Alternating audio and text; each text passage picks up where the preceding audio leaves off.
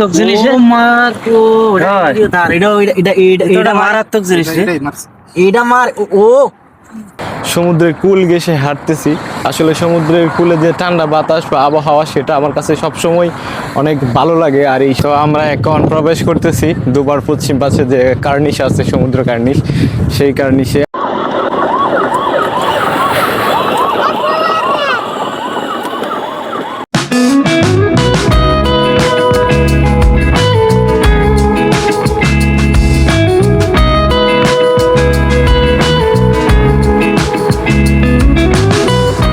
আসসালামু আলাইকুম বন্ধুরা, আমি মুফাসসেল। আপনারা হয়তো আমাকে চিনবেন না। আমি সৌদি আরব প্রবাসী বাংলাদেশি, লোকাল প্রবাসী নামে একটি ইউটিউব চ্যানেলে ব্লগ ভিডিও বানাতে পছন্দ করি।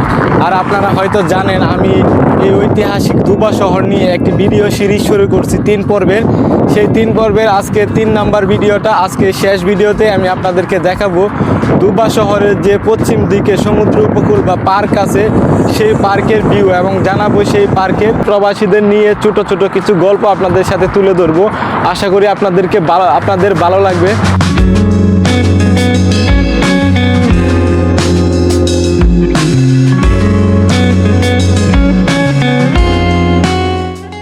লোহিত সাগরের তীরে লুকিয়ে থাকা এমন এক শহরের গল্প কি আপনি জানেন, যেখানে নীল জলরাশি আর আধুনিকতা মিলেমিশে একাকার হয়ে গেছে?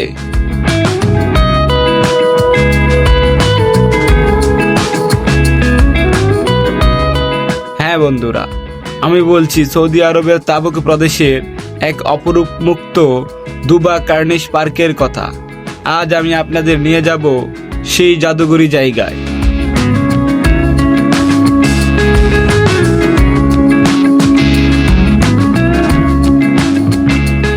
তাবুক শহর থেকে প্রায় 180 কিলোমিটার পশ্চিমে লোহিত সাগরের উপকূলে এই দুবা শহরের অবস্থান। এখানকার কার্নিশ পার্কটি স্থানীয় এবং পর্যটকদের প্রধান আকর্ষণ।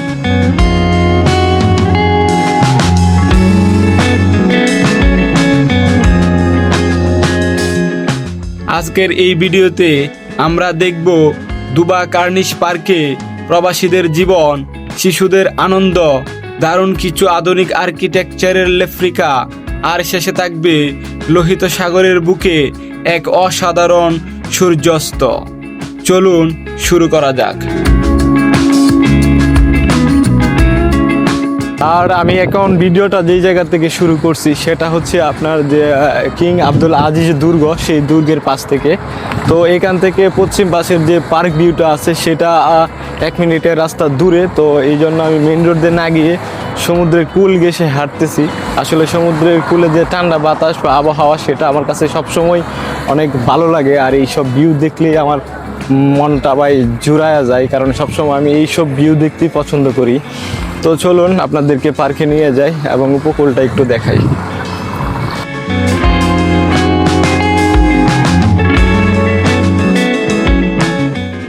এই পার্কে প্রবেশ পথের পাশে তাকালেই চোখে পড়বে অন্তহীন নীল জলরাশি। মাঝে মাঝে স্পিডবোটের গর্জন ও লোহিত সাগরের ঢেউ এই শান্ত পরিবেশকে আরো প্রাণবন্ত করে তোলে।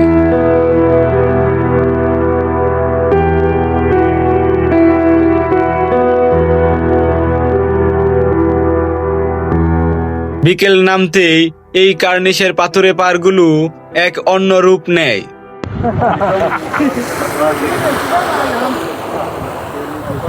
এটি শুধু কোনো পর্যটন কেন্দ্র নয়, এটি স্থানীয় ফিশিং লাভারদের স্বর্গরাজ্য।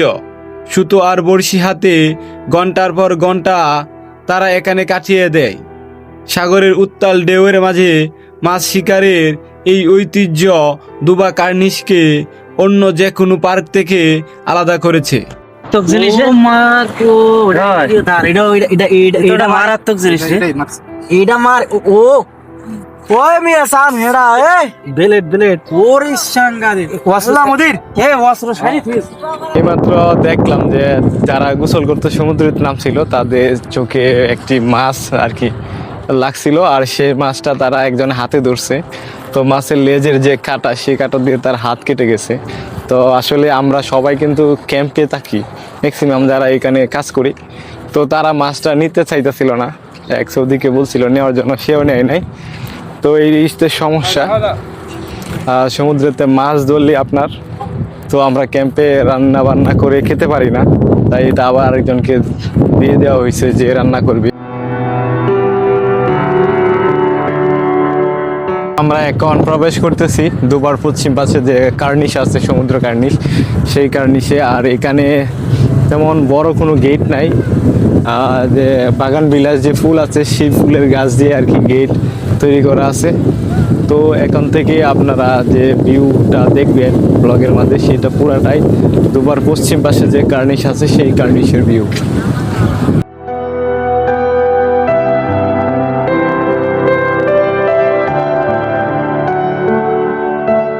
পার্কের স্নিগ্ধতা আরো বাড়িয়ে দেয় এর সবুজের সমারোহ। চারদিকে বড় বড় নারিকেল ও খেজুর গাছ, তার মাঝে আমার নজর কেড়েছে এই কাঠগোলাপ গাছগুলো। চমৎকার সাদা ফুলগুলো যেন পার্কের অভিজাত্য আরো বাড়িয়ে দিচ্ছে। এই রোদের মধ্যে সবুজের মাঝে ফুলগুলো দেখলে মন ভালো হয়ে যাবেই।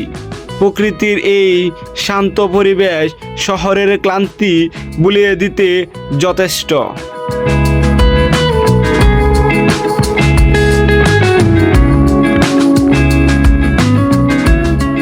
তো বন্ধুরা, আমি পার্কে ঢোকার সাথে সাথে যে জিনিসটা খেয়াল করলাম, যে আগের যে ভিডিওটা দুবা উত্তর কর্নিশ বা পার্কের, সেটা হচ্ছে থেকে এটার পার্থক্য হচ্ছে এই পার্কে দেখেন প্রচুর পরিমাণের লোকজন আছে। মানে এখানে আর লোকজনের মধ্যে সবচেয়ে বেশি হচ্ছে আপনার মানে সবাই প্রবাসী, বাংলাদেশি, পাকিস্তানি, ইন্ডিয়ান, মানে এরাই। সৌদি আরবের মানুষ খুব কম। তবে উত্তর পাশের যে পার্কটা ছিল সেটাতে আর কি আমার লোকাল মানুষরা অনেক বেশি ছিল। এই পার্কে আসা মানে শুধু প্রকৃতি দেখা আর মাছ শিকার করা নয়। এখানে এলে প্রবাসীদের জীবনযাত্রা আর সংগ্রামের গল্পগুলোও দেখা যায়। এই যে ছোট ছোট ছাতার নিচে মানুষ বসে আছে, গল্প করছে, এখানেই গড়ে ওঠে নতুন বন্ধুত্ব। জীবনটা কত বৈচিত্র্যময় তা এই মানুষের হাসি মুখ দেখলেই বোঝা যায়।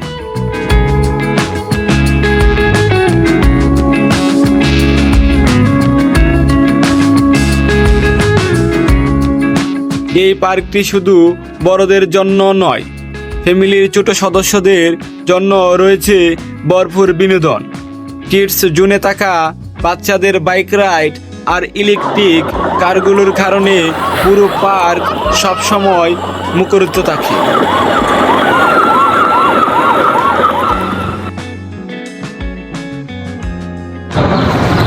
এই মুহূর্তে আমার পিছনে যেটা দেখতে পারতেছেন, এটা হচ্ছে সৌদির মানে কনভারসেশন হল বা ইভেন্ট আয়োজন করে, যেটা সেরেমনি হল। মানে এখানে যেই সময় সৌদির স্বাধীনতা দিবস বা অন্য অন্য অনুষ্ঠান থাকে, সেই সময় কিন্তু এটাতে মানে অনুষ্ঠানের আয়োজন করা হয়। এটাতে গ্যালারির মতন ব্যবস্থা আছে, যেটাতে বসে অনুষ্ঠানগুলো উপভোগ করা হয়। আর এই সেরেমনি হলের ভিতরে কিন্তু শুধু সৌদি আরবের নাগরিক ছাড়া অন্য কোনো দেশের নাগরিক প্রবেশ করতে পারে না। আর এই পাশে দেখেন স্ট্যান্ডগুলো আছে, কিছু মানে ফ্ল্যাগ রাখার স্ট্যান্ড আছে, যেগুলোতে অনুষ্ঠানের সময় বিভিন্ন দেশের বা তাদের বিভিন্ন মানে সাংস্কৃতিক যে পতাকাগুলো আছে, সেই পতাকাগুলো এখানে লাগানো থাকে আর কি।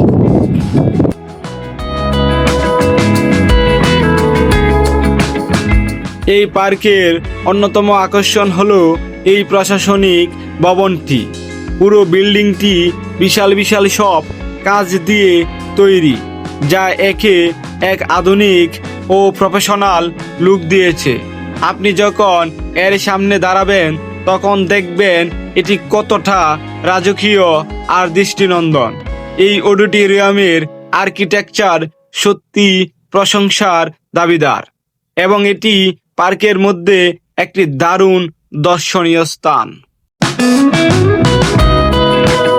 একটা জিনিস ভাই, এই পার্কের বিশালতা অনেক লম্বা ভাই। আমার কাছে মনে হইতেছে প্রায় 3 থেকে 4 কিলোমিটার হবে। আর পার্কে ভাই দেখার মতন অনেক জায়গা পড়ে আছে। সব কিছু হয়তো আপনাদেরকে দেখাইতে পারবো না, কারণ মানে সব কিছু দেখাইতে গেলে মানে ভিডিওটা অনেক লম্বা হয়ে যাবে। সেই জন্য অনেক কিছু বাদ যাবে। যারা এই পার্কটাকে চিনেন তারা হয়তো বলতে পারেন যে বা এই পার্কের এই জিনিস বাকি আছে, ওইটা বাকি আছে। তো তো আপনাদের পরবর্তী কোনো ভিডিওতে এগুলা পার্ট বাই পার্ট দেখানোর চেষ্টা করব। তো আজকে এখন আপনার সময় হচ্ছে 7টা বেজে গেছে। তো আমি বলছিলাম আগের ভিডিওতে যে এই পার্কের সৌন্দর্য হচ্ছে কি আপনার যে সূর্যাস্ত, এটা সৌন্দর্য সবচেয়ে বেশি। আর এখন আমরা দ্রুত চলে যাব, কারণ সূর্য ডুবে যাচ্ছে। আপনারা জানেন সমুদ্রে সূর্য ডোবার টাইম মানে সৌন্দর্যের যে সময়টা থাকে এটা খুব একটা বেশি দেয় না আমাদের দিকে। 10 থেকে 15 মিনিট বা 20 মিনিট সময় পাওয়া যায় সূর্যাস্তের সবচেয়ে সুন্দরতম মানে দৃশ্যটা দেখার। তো আমরা দ্রুত চলে যাব যেই জায়গা থেকে মানে সবচেয়ে বেশি সূর্যাস্তটা উপভোগ করা যায় সেইখানে।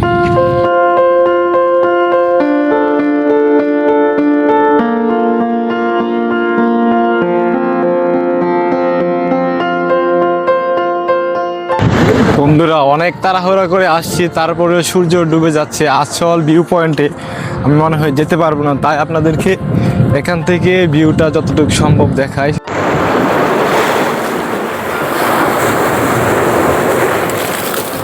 অবশেষে দিনের সবচেয়ে মুগ্ধ করার মুহূর্ত চলে এসেছে।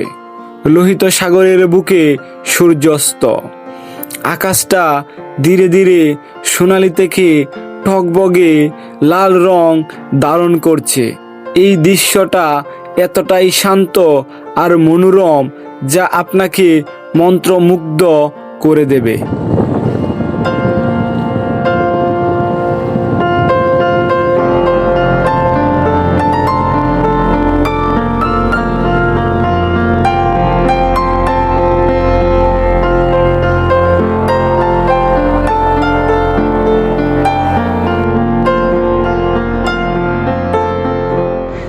এবার আপনাদের একটি ম্যাজিক্যাল জায়গার সাথে পরিচয় করিয়ে দেই।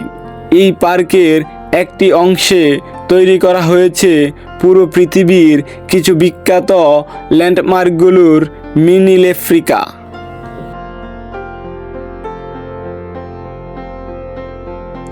প্যারিসের আইফেল টাওয়ার থেকে শুরু করে ইতালির পিসার হেলানোর টাওয়ার, এমনকি দুবাইয়ের বুর্জ খলিফার প্রতিকৃতিও এখানে আছে। এখানে ঘুরতে ঘুরতে মনে হবে যেন আপনি পুরো পৃথিবীটা এক বিকেলে ভ্রমণ করে ফেললেন।